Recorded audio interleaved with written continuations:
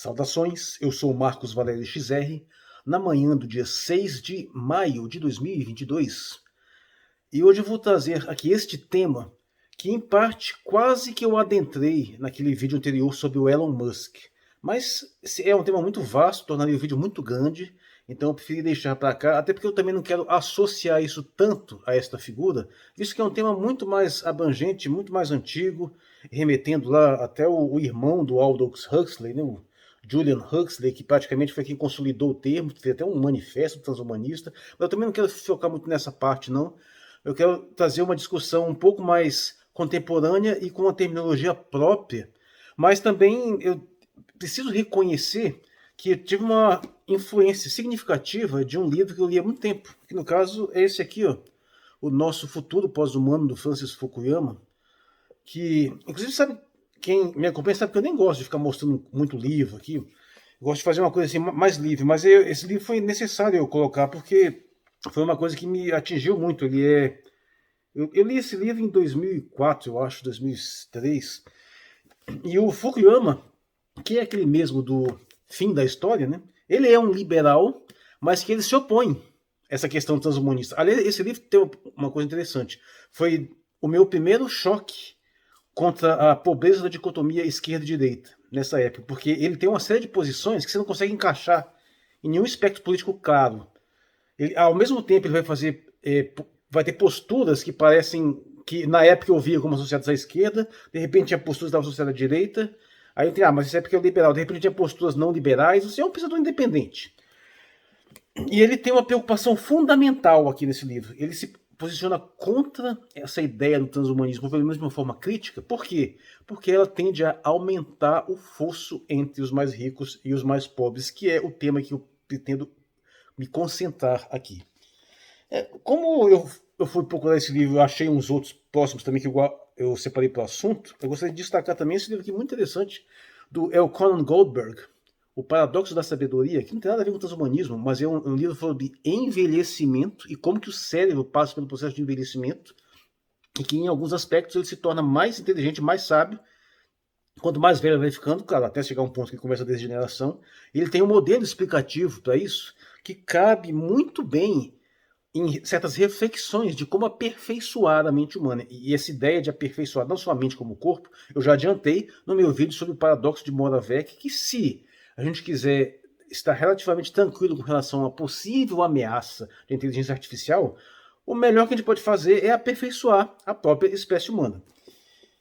Por um acaso também eu achei esse livro aqui, que eu até não li muito tempo, a pré-história da mente, é um livro bastante interessante também, só que ele faz um histórico de natureza evolutiva, né, do desenvolvimento da mente humana. Inclusive, eu nem sei se eu terminei de ler esse livro aqui, não sei se porque isso está aqui no meio, se eu emprestei, mas ele tem essa abordagem de que como que surgiu a cognição humana, como que o cérebro humano desenvolveu. E é baseado nesse ponto que eu vou fazer umas reflexões iniciais, demonstrando que a ideia de aperfeiçoamento da espécie humana só é novidade no sentido de ser um aperfeiçoamento artificial intencional e controlado, né? Porque de uma certa forma a espécie humana vem sendo aperfeiçoada evolutivamente, não apenas pela evolução natural, mas também pela cultural.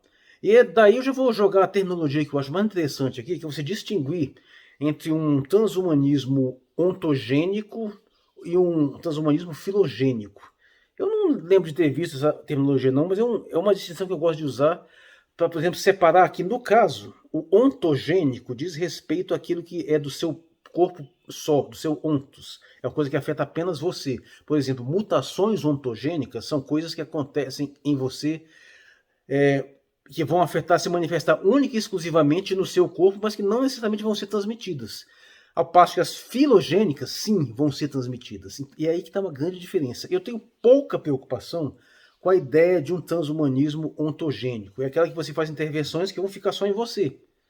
Que pode incluir até algumas terapias genéticas, mas o pessoal tem falado muito em incorporação com máquinas, né, de colocar chips no cérebro, ou coisas que na verdade já existem, porque afinal tem pessoas que usam marca-passo, que usam inserções, assim, alguns chips, implantes que já cumprem essas funções, né, de regular determinados problemas, ou até de algum aperfeiçoamento, só que isso vai para a pessoa e fica e morre com a pessoa. Isso não é transmitido.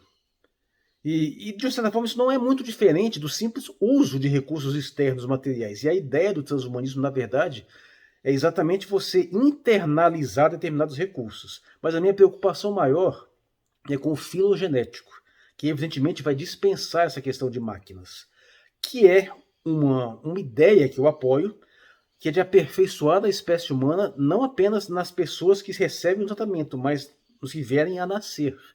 E aí é que está um detalhe muito curioso. Existe muito debate a respeito de transhumanismo, extremamente equivocado, né, para variar, que pegam partes das propostas aqui, parte ali, tem propostas extremamente condenáveis, tem outras perfeitamente louváveis, e faz uma confusão danada. Inclusive, muito pessoal da dissidência política, tem notória aversão à ideia de transhumanismo, porque em grande parte está sendo contaminado pela ideia de determinadas propostas mais específicas, né?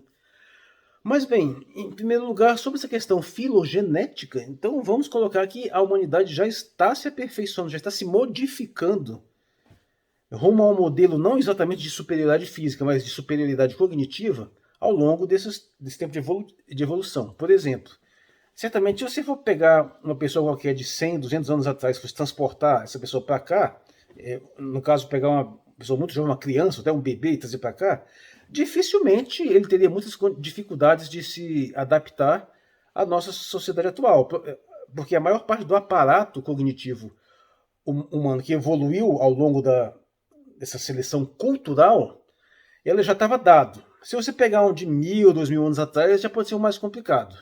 De 10, 20 mil, já aumenta muito a probabilidade de que essa pessoa não teria capacidade de se adaptar a determinadas questões atuais. E se você pegar alguém de 100, 200, 300 mil anos atrás, pode apostar que teria dificuldades muito grandes. Por exemplo, ou talvez um pouco mais longe, 500, 1 milhão de anos.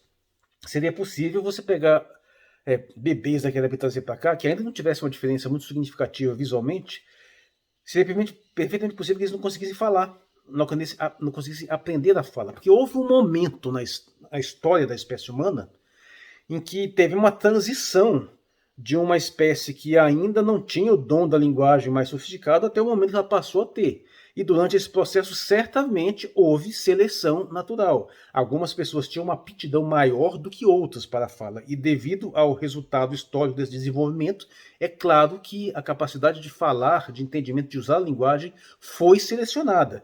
Isso, aliás, é até bastante óbvio do ponto de vista até de seleção sexual, porque sabemos muito bem que a capacidade de um homem, por exemplo, para interagir, para seduzir uma mulher, fala necessariamente exige a capacidade de conversar com ela. Então, se havia um indivíduo em determinada época que mal tinha capacidade de fala, pode apostar que num determinado momento isso começou a ser excluído pela seleção natural, influenciada pela estrutura cultural, né? Mas o que eu quero pontuar é que, com o desenvolvimento da sociedade, nós evoluímos de tal forma que determinadas características que antes não eram relevantes passaram a ser porque elas facilitam a sua interação cultural. E aí vem determinados aparatos cognitivos, determinadas capacidades de raciocínio, de síntese, de pensamento abstrato, que, por exemplo, numa população mais primitiva, há meio milhão de anos atrás, alguns podiam ter, outros não, e esses que puderam ter foram aqueles que foram alavancando o desenvolvimento cultural humano. E em algum momento isso foi normatizado até chegar ao ponto que a pessoa que não é capaz de entender determinadas estruturas linguísticas, determinadas metáforas, determinadas simbologias, coisas assim, utilizar a sua imaginação, essas pessoas começaram a ser apartadas e foram selecionadas, removidas do pool gênico.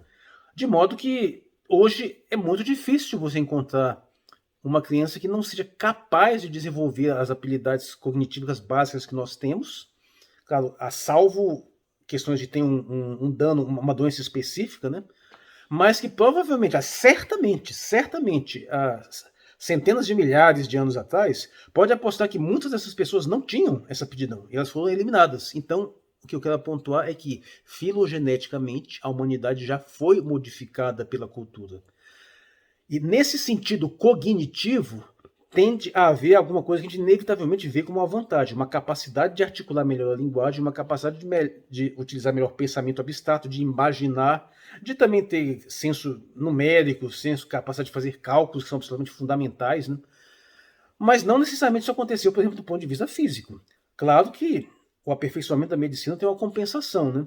Mas o fato é que hoje, por outro lado, muitas pessoas só estão vivas graças a intervenções medicinais que não existindo antes, elas não teriam nem sequer sobrevivido. Não precisa ir também muito longe. Eu, por exemplo, faço parte daquela vasto contingente populacional que precisa de óculos, né? E a passo que, se bem que na minha idade já é um pouco mais raro, mas ainda tem pessoas que chegam aos 50, 60 anos sem precisar usar óculos. Então, ou seja, é um aparato tecnológico que a gente utilizou para compensar determinadas deficiências visuais. E olha que meu caso nem é grave, eu consigo dirigir, por exemplo, sem óculos. Mas note que, num mundo primitivo, pessoas que têm um comprometimento visual muito grande tenderiam a ficar em desvantagem, tenderiam a ser sistematicamente eliminadas da seleção natural. Hoje não acontece mais, ou seja, a seleção natural deixou de agir em cima de determinadas características físicas que antes seriam deletérias, mas que hoje são facilmente compensadas pela tecnologia. E é aí que vem um grande problema da nossa evolução tecnológica atual. Se esse desenvolvimento todo nos permitiu um aperfeiçoamento cognitivo da humanidade, a partir de agora, algumas inovações tecnológicas podem começar a fazer esse papel de intervenções físicas que tornavam determinados problemas físicos menos relevantes. Porque a gente tem uma série de recursos que podem compensar determinadas deficiências que ainda existem. Por exemplo, pessoas que têm uma memória muito ruim, incapacidade de gravar números, incapacidade de gravar números, mas elas podem utilizar tecnologias que compensam isso. E eu, por exemplo, percebi uma coisa muito curiosa, né, ao longo da vida. Eu me lembro, até hoje, de cabeça, de números de telefone que eu aprendi quando era criança. Do número de telefone, assim, até de amigos que eu tive, assim, de namoradas que eu tinha, que eu lembro até hoje. Mas os números de telefone recentes eu não lembro nenhum, porque a gente não precisou mais decorar. Então, alguns desenvolvimentos tecnológicos têm tido um efeito contrário, eles estão tornando desnecessário o uso de determinadas aptidões cognitivas. E isso tende a, num longo prazo, numa larga escala, tenderia, né, a gerar também futuras gerações que tivessem menos capacidade cognitiva. Só não vai acontecer porque isso é um estágio muito breve e nós já estamos trabalhando em cima disso, né? E o que me leva à questão do transhumanismo, enfim. E a ideia, evidentemente, de você aperfeiçoar a espécie humana de uma forma intencional, planejada e com objetivos assim bastante bem definidos, né? Eu espero que seja. E essa proposta tem causado muita polêmica. Em primeiro lugar, claro, vai ter sempre aquela resistência de ordem religiosa que vai ver isso como uma espécie de intervenção na obra de Deus. Então tem sempre esse lado que estabelece determinado tipo de crítica. Que na verdade é apenas uma forma um pouco mais rebuscada e pouco mais ancorada em tradições de fazer uma crítica que também é comum no viés secular, que é a ideia de que você mexer em determinadas coisas que estão se dando aí ao longo da história é sempre perigoso, você pode ter resultados imprevisíveis e sempre pode haver problemas, você tem que ter muito cuidado ao abordar isso. No entanto, eu condeno veementemente qualquer proposta que se proponha impedir possibilidades tecnológicas que já estão dadas, ou pelo menos vão se dar inevitavelmente. Porque há um princípio que não importa o quanto você goste, o quanto você acha bonito, há um princípio que deveria até ter um nome, mas basicamente é o seguinte: se a humanidade tem a capacidade técnica de fazer uma coisa, isso vai ser feito. Não adianta espernear, isso vai acontecer. O máximo que a gente pode esperar é que quando são coisas que são evidente, claramente nocivas, coisas prejudiciais, que é coisa que a maioria das pessoas condena, aí sim, essas coisas tendem a ser muito restringidas, mas até essas acabam sendo feitas por indivíduos mais marginais e mal intencionados. Quando a coisa é boa, todo mundo abraça. Quando a coisa é polêmica, significa que tem uma discussão, vai ser feito também, não adianta reclamar. E aí é que está o problema, que o próprio Fukuyama, ele insiste, e nesse ponto eu concordo. Se a gente entrar numa de rejeição à ideia de aperfeiçoamento intencional humano de uma forma generalizada, se a gente paralisar isso num debate público inconsequente, e isso não for trazido para a esfera de acessibilidade universal, a distância entre nós e os super ricos vai aumentar mais ainda, porque você acha que as elites financeiras, os muito ricos, as dinastias bilionárias, as plutocracias, não estão fazendo isso nesse exato momento? Você acha que eles não estão fazendo isso para aperfeiçoar os seus? Veja só, ainda hoje, ainda assim, um bilionário principalmente o que nasceu bilionário, é uma pessoa comum. Se você tira ele daquele ambiente e joga ele para concorrer entre as pessoas normais, ele é apenas mais um. Mas à medida que eles vão aperfeiçoando essas técnicas transhumanas e aplicando neles próprios a nível filogenético, ou seja, que eles vão fazendo terapias genéticas e intervenções para que os seus descendentes se aperfeiçoem, vai chegar um momento em que você pode tirar um deles lá desse contexto, removê-lo de toda a sua fortuna e joga ele aqui na concorrência, ele vai estar em vantagem, porque ele vai ter uma memória mais aperfeiçoada, uma capacidade de cálculo mais aperfeiçoada, uma capacidade linguística, matemática, que foram artificialmente aperfeiçoadas, e ele já vai nascer mais dotado, mais capaz, mais inteligente. E o mais incrível, continua não sendo por mérito, porque isso veio intrínseco a ele. E aquele negócio não é um verdadeiro mérito e você nascer com um talento fabuloso que para você faz com incrível facilidade coisas que para as pessoas parecem impossíveis. Você vê um nível distópico e de situações que nem por exemplo daquele famoso filme Gataga, né, que é um filme que deve ser visto porque ele trabalha bastante com essa ideia de que os mais ricos vão promover essas intervenções genéticas dos seus descendentes e eles vão ficar em vantagem em relação aos mais pobres. E aí o fosso, a desigualdade vai aumentar brutalmente. Você não tem a menor dúvida que isso já está dado nos planos internos deles, já estão contando com isso e já estão implementando isso em algum nível. E você estabelecer essa separação vai deixar de ser uma separação apenas de acúmulo de riqueza, mas vai passar a ser uma separação física, estrutural, que, entre outras coisas, vai prolongar a vida desse pessoal, vai torná-los mais capazes, mais inteligentes, até que vai chegar um ponto que eles vão virar efetivamente aqueles deuses que eles sempre quiseram ser. E aí nós estamos aqui embaixo, nessa vidão aí, nessa dificuldade toda, enquanto os caras lá em cima estão prolongando a vida, talvez se tornando imortais, tornando extremamente saudáveis, até fisicamente mais competentes, chegando a um ponto de que se puxa um cara aqui, ele é até fisicamente mais forte, mais resistente, é capaz de até descer a pancada em todo mundo. E você não acha que isso não é um problema? Nós vamos deixar isso acontecer assim de bobeira? A única forma de confrontar isso é se a gente universalizar o aperfeiçoamento da espécie humana. E a única forma de fazer isso é se nós trouxermos isso para a dimensão pública. Em suma, se a gente estatizar o transhumanismo, torná-lo público, porque se a gente deixar na mão da esfera privada, o resultado infalível vai ser uma separação, a criação de um abismo intransponível entre essa pequenina elite extremamente poderosa e o restante da humanidade. E aí o transhumanismo se coloca de uma forma extremamente deletéria, né? Porque deixa de ser um simples aperfeiçoamento e passa a se tornar um pós-humanismo, onde você vai ter uma espécie humana sendo dominada por uma espécie pós-humana. Claro, essa pós-humanidade pode dar um problema, isso pode dar errado, isso pode acabar prejudicando, isso tudo pode ser. Mas o mais provável é que não, até porque historicamente a gente já vê isso. Bem, então, sendo assim, o que eu estou propondo aqui? Que a gente, não sob hipótese alguma, permita a interdição desse debate por vieses tradicionalistas que não estão levando em conta essa questão. Essa de que a gente não pode mexer no corpo humano porque é obra de Deus, é bobagem porque a gente já está mexendo isso desde sempre. A seleção genética, a seleção, todas essas manipulações que a gente faz, o simples fato da gente ter uma capacidade de seleção sexual já é uma forma de promover isso, que acumulado ao longo de milhares, centenas de milhares de anos, já tem um efeito que já modificou a espécie humana. Da mesma forma que a gente faz com animais, né? Então, o que a gente vai fazer a partir de agora é utilizar de uma forma mais direta e mais consciente, inicialmente, de uma forma não polêmica. Por exemplo, vamos estabelecer terapias genéticas para, por exemplo, eliminar a propensão à miopia, à hipermetropia, no meu caso, astigmatismo. Aí nós vamos criar uma nova geração de crianças que não vão ter esse problema. Isso vai gerar uma diferença muito pequena em relação ao atual, mas a gente pode desenvolver outras coisas, que vão ter menor probabilidade de desenvolver câncer ou determinados outros tipos de doenças, menores possibilidades de ter problemas crônicos que vão se manifestando ao longo do tempo, e com o tempo nós vamos dar o próximo passo, que é, por exemplo, aperfeiçoar a capacidade de memória, de raciocínio.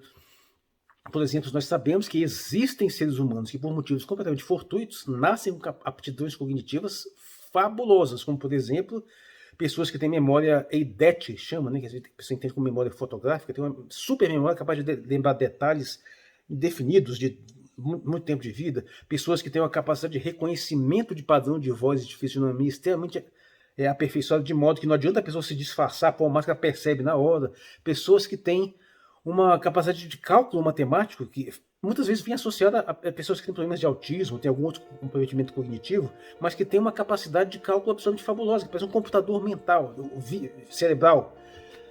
Se a gente pode tentar buscar, descobrir o que torna isso possível, começar a implementar isso nas pessoas. Isso vai ser feito, não adianta reclamar. A diferença é se nós vamos fazer isso de uma forma universal, beneficiando o máximo possível as pessoas, tentando compensar essa desigualdade, ou se isso vai continuar sendo feito pela elite, enquanto nós ficamos aqui perdendo nosso tempo. E pior, enquanto eles fazem os benefícios para eles empurram para a gente as porcarias. Eles empurram para a gente a dependência de equipamentos eletrônicos. Não, mas tem aqui um chip para você inserir na cabeça. Só que o chip é de propriedade deles, né? Você tem que pagar para eles. E de repente eles enchem a cabeça do mundo de chip e depois ativam um processo de interferência em rede assim que mexe com a cabeça das pessoas. É por isso que eu detesto essa ideia de você inserir coisas artificiais, colocar implantes. Eu tenho uma certa aversão a essa ideia. Até porque você, para não aumentar esse seu grau de dependência, uma tecnologia que precisa de manutenção, que só umas poucas pessoas podem administrar. O ideal é você ter uma estrutura corpórea intrínseca, sua, ontológica, sua, que de uma certa forma é, entre aspas, natural, né, apesar, porque vem com você, que já está aperfeiçoada, de modo a você não depender de acessórios artificiais diretos. Você já está aprimorado. Isso é que a gente tem que buscar fazer. E se a gente perder tempo e não se entender e ficar numa discussão toda pensando em perigos imaginários, enquanto o pessoal lá está fazendo isso, vai aumentar esse esforço, e sem contar outras bizarrices que empurram pra gente, né? Que o pessoal entende transhumanismo como não ter gênero, essas coisas, essas palhaçadas, essas superações da questão sexual que ainda vem na nossa direção. Né? Então, bom, aqui o ponto então é que transhumanismo, nesse sentido de o aperfeiçoamento da espécie humana por intervenções, especificamente, no meu ponto de vista, insisto nisso, especialmente no sentido filogenético, ou seja, aqueles aperfeiçoamentos com os quais você vão nascer e que vão ser transmitidos para os seus descendentes. E aí vai gerando um aperfeiçoamento da espécie humana progressivo, uma aceleração evolutiva. Isso é uma coisa que vai acontecer, na verdade já está acontecendo, e se a gente não trazer isso para a esfera pública, para o debate aberto e para uma implementação universal, o resultado infalível vai ser uma distopia, onde você vai ter os próprios mortais, como se vê lá em Gattaca, né, os naturais, as pessoas que são os genéticos naturais quaisquer, sendo dominados por uma elite aprimorada, ficam cada vez mais aperfeiçoada. Por isso que é preciso fazer esta discussão. Evidentemente, o grande obstáculo para isso é o mesmo de sempre. É que quem já está nessa larga vantagem, nessa larga distância de superioridade econômica, eles já vão estar implementando isso, e mesmo que nós tenhamos uma disposição pública muito assertiva nesse sentido de querer fazer, a gente já vai estar num certo grau de desvantagem. Por isso que a única forma de você realmente impedir esse fosso seria a eliminação dessas classes, né? Seria uma revolução socialista num nível mais profundo e reduzir brutalmente essa diferença. E você começar a confiscar efetivamente riquezas que vão dadas por herança. Né? E isso realmente seria a única forma de você conseguir frear isso. Daí porque as visões mais fabulosas de futuro e mais benevolentes do futuro humano eram de pessoas que tinham viés até, não só socialista, mas até comunista mesmo. E você vai notar isso em muitos autores mais antigos de ficção científica que tinham uma visão mais otimista do futuro da humanidade. Mas mesmo que isso não seja o caso de ser implementado nesse sentido, pelo menos, se nós fizermos isso de uma forma mais ampla, isso passasse oferecido pelo sistema público, aperfeiçoamentos para as suas gerações, por exemplo, você vai ter um filho, o casal decide lá que quer implementar determinados aperfeiçoamentos, até para minimizar problemas de potenciais doenças, né? Mas que com o tempo vão ser aprimorados no sentido de tornar pessoas mais altas, tornar as pessoas fisicamente mais fortes, capazes de desenvolver mais massa muscular, com melhores reflexos, com maior capacidade de coordenação motora. Isso vai ser implementado, isso é infalível. E aí, claro que vai ter aquela briga danada, porque tem gente que vai reclamar que eles vão querer pessoas brancas, de olhos azuis, loiras. Essa briga sempre vai ter, a gente tem que aceitar isso, mas são coisas distintas da ideia de um puro e simples aperfeiçoamento visual intrínseco em geral. O que eu acho que essa discussão tem que ser feita, a gente tem que estar aberto para isso vai acontecer, e se a gente não trouxer isso para a esfera pública, o resultado vai ser uma distopia, onde uma camada de mortais vai ser dominada por literalmente super-humanos. Por fim, mas não menos importante, até pelo contrário, outro motivo para nós trazermos esse debate para a esfera pública, trazer isso à luz e não deixá-lo restrito às atividades privadas de uma elite, é porque se não houver um controle público, corre-se o risco, extremo risco, de que eles começam a fazer determinadas alterações extremamente controversas, como, por exemplo, ao mesmo tempo que eles se aperfeiçoam, eles também criam uma casta específica de escravos geneticamente modificados também para serem extremamente obedientes. E nós vamos ter a distopia do Admirável Mundo Novo, que, aliás, eu recomendo muitíssimo, é um livro que tem que ser lido. Ou até mesmo aberrações, por exemplo, criar seres humanos com alterações grotescas para satisfazer qualquer tipo de perversão. Não já fizeram isso com animais? Fizeram cruzamentos de espécies de cães deformados, cães com perninha curta, com aquele nariz achatado, aquelas coisas grotescas, tipo um pug. Desculpe a quem acha bonitinho, mas aquilo ali é uma criaturinha deformada, uma criatura extremamente prejudicada. Quem garante que não vão fazer isso com propósitos assim mesquinhos? De criar seres subservientes, de criar, às vezes, mulheres extremamente bonitas, atraentes, mas extremamente dóceis, extremamente submissas, ou criar outras coisas mais bizarras, como super soldados extremamente agressivos, extremamente capazes, mas totalmente obedientes. Se a gente não tiver uma fiscalização pública disso, se isso não for colocado à luz da opinião pública geral, pode acontecer de haver bizarrices grotescas, e pode ter gente fazendo perversões por trás aí até piores. Você notou essa luz aqui alterada, é porque o sol está se aproximando aqui, está ficando meio estourado aqui, né? Mas bem, é basicamente isso que eu tinha para colocar. E, por favor, dê uma olhadinha no vídeo que eu coloquei lá sobre bem-vindo ao canal, né? Porque parece que os inscritos não receberam a notificação dele, porque na hora de colocar lá ele diz que é trailer do canal para não inscritos. Então eu acho que o pessoal que está inscrito no canal não viu esse vídeo. E ele até agora está com menos de 100 visualizações, é uma coisa estranha. Mas é isso, eu sou o Marcos Valério XR, no dia 6 de maio de 2022. Muito obrigado por sua atenção.